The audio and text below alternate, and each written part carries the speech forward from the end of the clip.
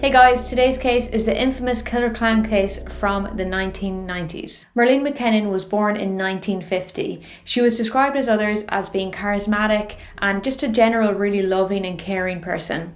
She got married to her first husband insanely young, in her teenage years, had 2 children and got divorced all by the time she was only 20 years old. She then met a man named Mike Warren, and she would then go on to marry Mike in 1972, making him her second husband and making her Marlene Warren. Marlene and Mike actually turned out to be a bit of a power couple, to be honest. They were really wealthy. They had multiple successful businesses. They lived in an area of Florida in Wellington called Takeoff Place, and this area was pretty exclusive, if you know what I mean. And if you don't know what I mean, you will when I explain this. Takeoff Place actually meant that there was a runway that was basically in the backyards of multiple houses on this strip. And they had exclusive use of the runway, these houses. That's how rich. They had their own personal hangars in their backyard. I mean, I feel like that's when you know you've made it, if you have your own runway. That's pretty extreme. But it was just a testament to how successful the couple actually were together. And one of the main businesses they had, which was the main kind of driving force for how much of the wealth they had acquired, was a car business, and it was called A Bargain Motors. This business was all about renting out cars to the public, and it did exceptionally well. The couple also had multiple rental properties, which also generated a pretty good income. And it's interesting to note that the business and these rental properties were in Marlene's name and not Mike's name. Marlene, Mike, and her 2 sons from her previous marriage, Joseph and John, all lived pretty happily for the most part. They were quite a happy little family. They had everything they wanted, pretty successful lives, until tragedy would strike. Marlene's oldest son, John, died tragically in a car accident when he failed to stop at an intersection. He collided with another car and was killed on impact. This completely devastated Marlene, as you can imagine, but it also had a strange effect on Mike. He basically found it really hard to deal with Marlene after her son's death. He just couldn't support her emotionally the way she needed it. It seemed like she kind of became a bit of a nuisance for him. And her other son, Joseph, would then say that Mike actually stopped coming home after this, and he wouldn't be at home that often at all. To the outside, it was kind of clear that Mike had basically checked out. He'd become cold. He just didn't really seem to care about the family anymore. So fast forward 2 years after Marlene's son's death. Marlene and Mike at this point had been married for roughly 18 years and had all these businesses and rental properties together, but they weren't getting on so well anymore. And that became pretty clear to a lot of people. Marlene had started to confide in some of her family members that she was thinking about getting a divorce from Mike. And there was another reason why she was thinking about getting a divorce from Mike. It wasn't just that he was, being cold and distant and slipping away, but because she'd started to hear rumors. And the rumors were, you've guessed it, that he was cheating on her. He was supposedly cheating on her with an employee from A Bargain Motors. So from their own business, which is the biggest smack in the face ever. And this woman's name was Sheila Keane. But Sheila Keane was also married. So she was married to a guy named Richard, and she had a child with Richard, who was named Charles. Sheila was the kind of person who basically didn't take any shite from anyone. She carried a .38 around with her. She grew up on a farm. She was pretty hard exterior, tough, but beautiful at the same time. And she also had a little bit of a criminal record.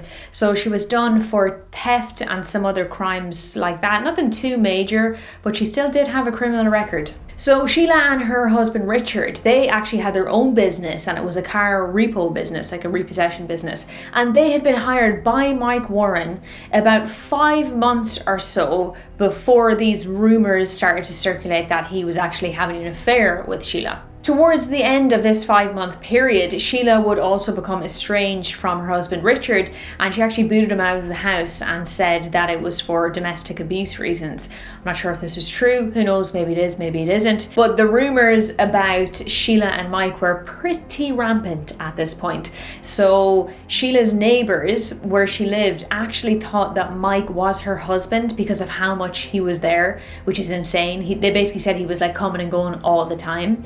And at A Bargain Motors, some of the employees had noticed that Sheila and Mike would take long lunches together, and he'd even started paying her rent. Like, come on, that can only really mean one thing. I mean, yeah, very suspicious.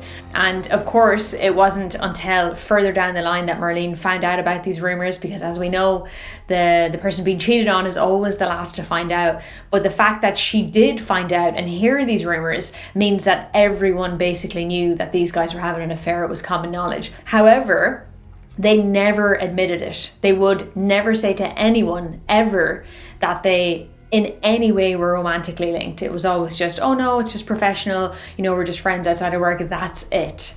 And obviously we all believe that. Yeah. And a really weird thing to note here is that Sheila liked dressing up as a clown. Bit weird considering the context of what the story is actually about. And there's other weird things with clowns outside of this story that I'll explain later on that are also very strange. But just bear that in mind. She liked dressing up as clowns in her spare time sometimes. So now all of this brings us right up until the morning of the 20th. I've tried to record this about 3 times. I don't know if it's my accent. 26th of May. There we go. 1996, which was a Saturday. So this was about 5 months after Sheila and Richard had been hired by Mike, and all of these kind of rumors started to circulate. Marlene has said that she wants to have a divorce. She's confided this in her mum. And it was the morning on that Saturday. She was in the house that she shared with Mike. They're not divorced yet, bear that in mind. And she was there with her son, Joseph, and some of his pals were coming over for breakfast that morning, and she was cooking them up a storm, make them a big breakfast, just a nice little kind of gathering to do on a Saturday morning, when all of a sudden they seen a car pull up into the drive. And they seen from the window, they couldn't see properly, but they could see that it was colourful. Whoever got out of the car was colourful, and they could see balloons and flowers through the window as well. And then there was a knock, knock, knock at the door. So naturally, Marlene got up and, went to answer the door. And as she opened the door, there was a clown standing there. And the clown had flowers and the clown had balloons. And one of the balloons would actually read, "You're the greatest." And the other balloon had Snow White and the 7 Dwarves on it. And the flowers were in this kind of nice little basket. And Joseph hadn't got up from the table. He was actually still eating his breakfast. He was munching away. And he heard his mum say from the front door, "Oh, how nice, flowers and balloons." And then he heard a really big bang. And he got a kind of shock for a minute. He was like, "What the hell is that?" And he initially thought one of the balloons must have popped. But then he heard nothing. So he thought, okay, weird. So he got up from the table and he went to go and check. But he had actually been in a car accident a couple of weeks before, and he really hurt his leg. So he was hobbling around. He couldn't walk properly. He had crutches at the time. And he got to the hallway, went out into the hallway, and seen at the front door, his mother was lying on the ground and there was a clown standing there. A clown. He'd seen the clown looked at him, they seen each other's eyes, and Joseph remembers the eyes of the clown were brown, and he actually would go on to say that he would never forget those eyes. The clown then really calmly turned around and just walked back to their car, and Joseph obviously was in complete shock. He didn't know what the hell was going on. Ran over to see his mum, tried to help her. His friends at this point had also ran out from the breakfast table and rolled her over. And Marlene had actually been shot point blank in the face. So it wasn't looking good for Marlene. Joseph and his friends then rang 911, and Joseph even tried to chase down this clown, because when the clown left, they had seen that the clown got into a car, and they saw that the car was a Chrysler LeBaron. I hope I'm pronouncing that right, but basically it was a really popular car in the 90s, so they were everywhere, and it was white. You're about to be seduced by power and luxury. LeBaron's classic luxury now surges ahead with turbo power. Today's new Chrysler LeBarons offer the option of turbo power in a series of front-wheel drive cars, each built with quality. So they had some identifiable information, but that was it. No one got the reg or anything like that. And him and one of his pals jumped into a car and they were frantically driving around the streets afterwards. They were even breaking red lights. They were cutting off people. They were going through traffic. They were doing everything they could to try to find this car, but they were unsuccessful.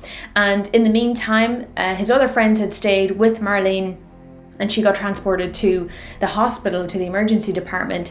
But sadly, 2 days later, Marlene would succumb to her injuries and she would pass away. Marlene was only 38 at the time that she had been murdered by a person dressed in a clown outfit, clown makeup, wig, the whole shebang, on her front doorstep. It was so disturbing that this person had gone to the effort of buying these things as part of this charade that Marlene would think, this is really nice, someone's buying me something. But in reality, they had the worst intentions. I'm just going to take a drink. This is actually coffee for once, it's not alcohol. I was pretty proud of this. It's meant to be iced coffee, although it looks kind of gross there, but it is actually nice. So the weird thing about this story is that literally within hours of this whole thing happening, with them calling 911, there was a mysterious call to the police about this murder. And the caller said, "You need to look into Mike Warren," as in Marlene's husband.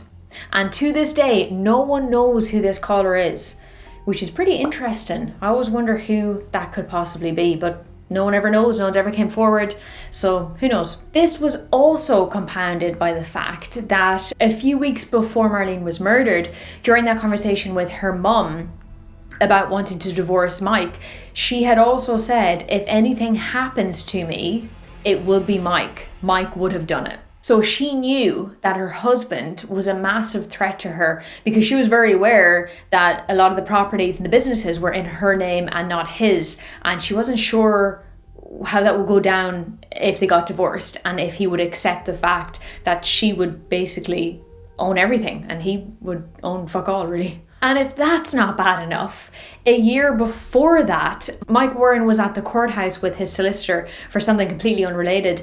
And he'd asked his solicitor the weirdest question. Even the solicitor, or you guys from America will say lawyer, was thinking, what the hell? Like, why is he asking me that? This is so weird. And the question he asked him was this: if a husband were to kill his wife, what would happen to her estate? Yeah, so he was asking that a year before Marlene got murdered. So kind of seems like he was thinking about this for quite a while. The lawyer actually said that he was thinking, oh my God, this guy is nuts. I can't believe he's asking that question with his wife right here beside him. And that's when the lawyer turned around and was like, oh, she's not here. So Mike had waited until Marlene was gone, probably off somewhere, who knows, maybe in the bathroom or whatever, to ask the lawyer this question out of her earshot. And the lawyer just kind of pawned it off as thinking, oh, maybe he's just curious, kind of like a law school type question. Like he just wants to know the answer, not any ill intentions or anything like that. So the lawyer actually answered him honestly, and he said, well, it's not a question of if you murdered your wife, it's a question of if you're convicted of murdering your wife. Because he said, if you're convicted of murdering her, then you're entitled to nothing, like none of her estate, nothing. But if you're convicted of a lesser crime, then you will be entitled to her estate. Then the lawyer also told him, I don't know why he was telling him this much information and not thinking that it was somewhat kind of weird, but he also told him if he could get a friend to carry out the crime, and for Mike, that is, not to be linked to the crime at all as an accessory, then that would be even better and he would get away completely scot-free, so he wouldn't be arrested for anything. So yeah, maybe too much of an in-depth answer for a lawyer, but I mean, how was he to know? He never would think something like this was going to happen a year later. So now, after Marlene's murder, we have her mum coming forward saying that Marlene had said just weeks ago, if anything happens to me, my husband did it. And we also have Mike's lawyer coming forward saying, oh my gosh, he actually asked me these crazy questions like a year ago. It's, pretty big deal in terms of its relation to what's just happened to his wife. So that all seemed to tie Mike in there pretty extremely, I would say. But there's only one problem with that. On the morning of the murder, Mike wasn't there. He actually had a pretty solid alibi. He was away in a Miami racetrack with a load of his mates, making a load of bets, burning up some cash, having a great time. So he actually didn't just have one alibi, he had multiple alibis. And there would have been CCTV footage of him at the racetrack. So if he was there, he obviously couldn't have physically murdered her at the very least. However, it was clear that Mike massively benefited from the fact that Marlene was now dead. He actually stood to inherit over £1 million or dollars from her estate, which in the 90s, I don't know what the heck that would be now, but probably worth 5 million. So it was a lot of money. But there was one interesting thing about this phone call, this mysterious caller that rang in to say, look at Mike Warren just a couple hours after Marlene had been murdered. They'd also suggested looking at someone else. You may have guessed it, they suggested looking at Sheila Keane. So police started digging and more into Sheila. But in terms of the actual crime scene, they didn't have a lot to go on, but they did have some things. One was the car, and the other was the things left at the crime scene, like those balloons and those flowers. So they actually managed to trace the balloons, and based on the description of Joseph and his friends, the actual clown suit and the wig that this murderer, this clown, was wearing who murdered Marlene. So on their part, they did pretty good, to be fair, to track these back. It turned out that there was only one shop that sold those specific balloons and one costume shop in the area that had that specific clown costume. So they went to both of these places, and they asked staff, when did you last sell these? Who was it to? And both places said that it was to a woman, brown hair, slim, and slightly masculine, which is an interesting description. But a description that fitted, you guessed it, Sheila Keane. These shop employees were also shown a photo lineup of 6 different women, one of them being Sheila Keane, and asked to pick her out, to pick out the woman that they seen from, who bought these things in the shops. And they all picked Sheila Keane. So the evidence was pointing towards Sheila, big time. But they still didn't have this car. So they were waiting and waiting, hoping the car would turn up, and eventually it did. It turned up in a parking lot, and inside the car there was no costume, there was no gun, but they did find some fibres. So they found fibres of the wig, so that orange clown wig, and they also found hair fibres of a woman with brown hair. So they took those out for analysis, but remember, this is the 90s, so the old DNA analysis is nowhere near as good as what it is now. So unfortunately, they weren't really able to get much of that. The tests weren't sophisticated enough to say that it would match Sheila. It would say it could match 1 in 20 women. And basically it would just say it was similar to Sheila, but at the time they couldn't say this is 100% Sheila, just because the science wasn't there yet. When they spoke to Sheila and asked her, what were you doing on the morning of the 29th? Where were you? The morning of the murder? She was pretty vague about it, but she said she was working, so she couldn't have done it. She wasn't there. So police still, they knew that Mike and Sheila, something was going on. They had something to do with this. They did it in some way or another, but they couldn't get enough evidence. There wasn't enough probable cause, because remember, both of these guys were still massively denying any type of affair whatsoever. They were like, no, this is just professional. We might be friends out of work, but that's it, nothing else. And they couldn't prove that they weren't just friends. They couldn't prove that. So in terms of probable cause, there wasn't much to go on, because remember, the DNA analysis didn't exactly match Sheila. So it was quite difficult. But another damning piece of evidence, again, it's just kind of coincidental. Through the autopsy, it was discovered that Marlene was shot with a .38, and remember, Sheila also carries a .38. Coincidental, but it's very, very suspicious. Very, very suspicious. They also got a warrant to search Sheila's apartment, but again, nothing came up. They were hoping maybe they'd find the costume or the gun or something to give them a little bit of evidence that they could bring to arrest either of these guys, but nothing. So then, sadly, because there wasn't enough evidence, the case actually went cold, and there was nothing that anyone could really do about it. Joseph, her son, bless him, went through a really, really difficult time. He himself had very strong suspicions that Mike and Sheila had something to do with it. Same for Marlene's mum. They knew, but it just could never be proven. This led to Joseph going down a path of quite extensive drug addiction, alcohol addiction, and he struggled for quite a large portion of his life following the death of his mother, just based on how brutal it was and the complete shock and the PTSD he must have experienced from seeing his mum getting shot in the face and that just happening so suddenly, and it being done by a clown of all things. And another weird fact about this case, remember I was saying about the whole clown thing, is that Marlene, his mum, used to like to draw clowns as a hobby. How weird is that? So she liked to draw clowns, Sheila liked to dress up as a clown, and then Marlene was actually killed by a clown. Like, it's really weird. It was just, there's like clowns everywhere. So in the months after Marlene's death, it was clear that they couldn't really pin this murder on Mike or Sheila, but that didn't stop them pinning other things on Mike. So a few months later, he was arrested for various things actually, for racketeering, for tampering with odometers, and for grand theft. So basically he was repossessing cars that he sold at his dealership and then reporting them as stolen and then claiming off the insurance for that. So he was making the big beans, but clearly pretty illegal. His sweet insurance money got him 4 years in jail, and his solicitors or lawyers would actually argue that the time that he got in jail was like too long for what the crimes were, and that the police were trying to teach him a lesson because they knew he had murdered Marlene, but they weren't able to pin it on him. Which honestly I think is absolute BS. Like, the crimes that he did were pretty extensive. I feel like 4 years is probably fair enough for massive insurance fraud and racketeering. So he went to jail in 1994 and he was released in 1997. But through all of this time, Sheila had actually got back with Richard. So remember her estranged husband who she'd kicked out. She brought him back. They then remained married right up until about 1999, so roughly 2 years after Mike gets out of jail.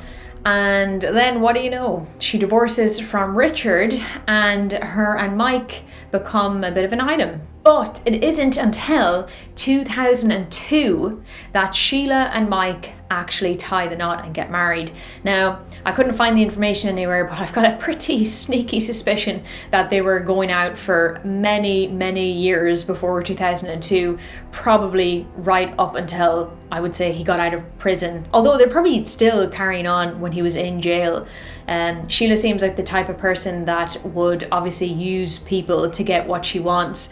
So it's no surprise that she would keep Richard hanging on because she knew Mike was in jail. So instead of being lonely, why not just keep this guy around and then dispose of him when Mike comes out and, you know, get with Mike. That's kind of seems how that went down. But I mean, she doesn't seem like the most likable person. So it does seem though that Mike and Sheila did play the long game pretty extensively, because they waited, it was 13 years after Marlene's death before they got married.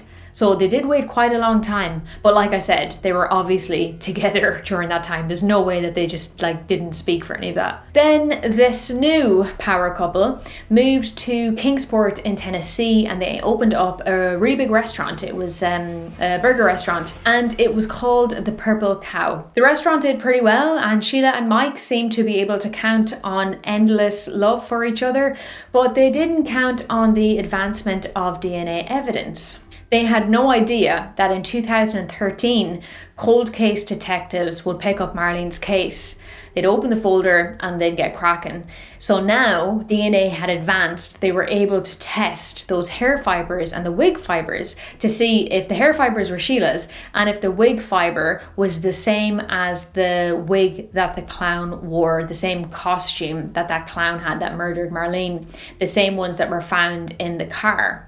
It took 3 whole years for this DNA to be sorted out and for the results to come back, which is a bit mad. I didn't think it would take that long, but 3 years. It took 3 years. And they came back and it was a match. The hair matched Sheila's hair, and those orange wig fibers they found in the car matched the wig fibers that were sold to that mysterious woman that day in the costume shop. In 2017, this led to Sheila Kane Warren's arrest for first-degree murder. And the couple had actually just sold their Purple Cow restaurant and had bought a house for 600,000. So they were doing pretty well. But yeah, this was a good way to spice it up, and the least they deserved. In 2017, so like 27 years later, the weirdest thing happens. Remember that lawyer who outside the courthouse with Mike, Mike had asked him if a husband had killed his wife, what would happen to his wife's estate? He claims to have remembered some more information about that conversation. I find it really weird that he remembered this 27 years later. I wonder if maybe it's kind of like false memories, or maybe it was genuine. Maybe it just slipped his mind, but it does seem a bit weird. But anyways, he actually rang police in 2007 and said, there's something I forgot and I've remembered it recently, and it's actually really important information. He said that he remembers telling Mike if the killer dressed up as a clown, he would get off because no one would know if it was a man or a woman. So that's what I mean. It seems really weird that he wouldn't remember that, because that's pretty important information, I think.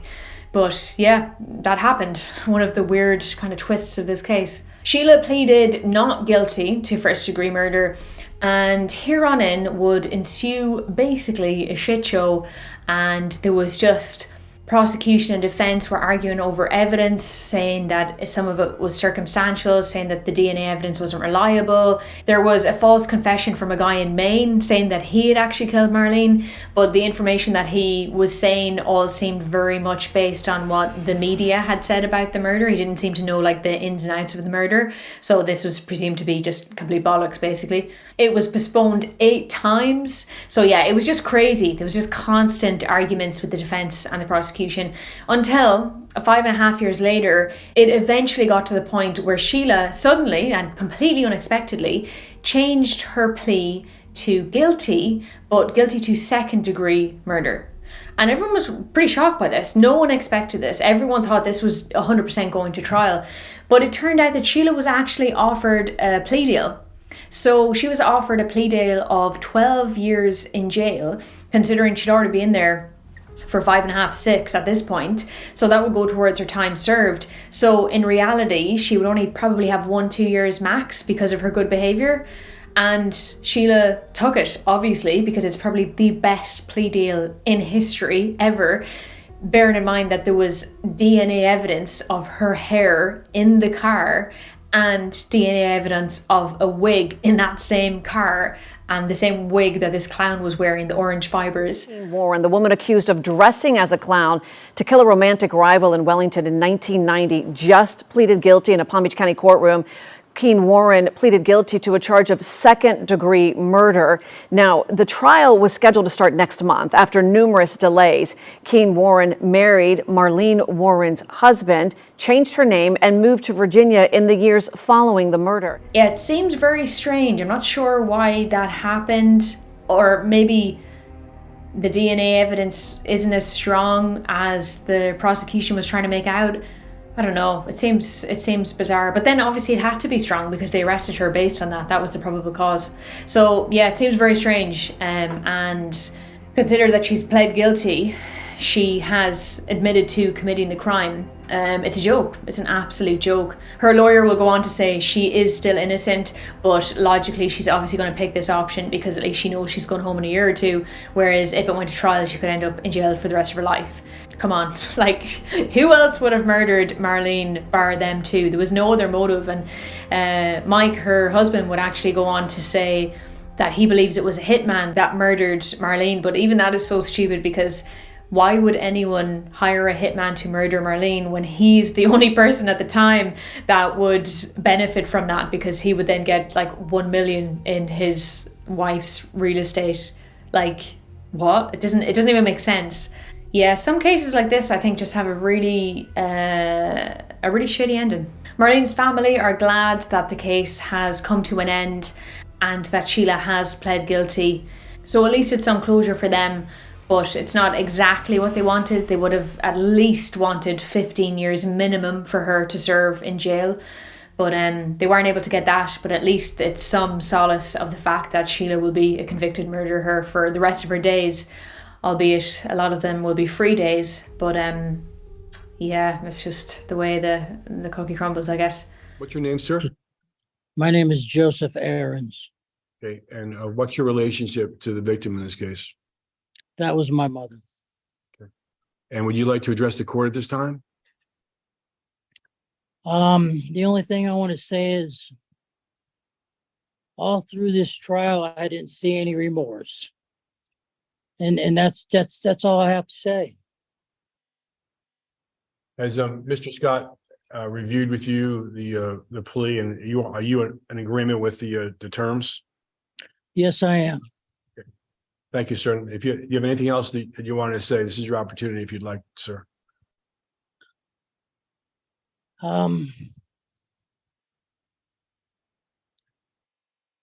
God be with her. And that, my friends, is the case of the real life killer clown. So I hope you, well, enjoyed probably isn't the right words, but I hope you got something out of listening to this. And yeah, as always, respect and condolences to the victim and their families. And I hope to see you in the next one. Bye, guys.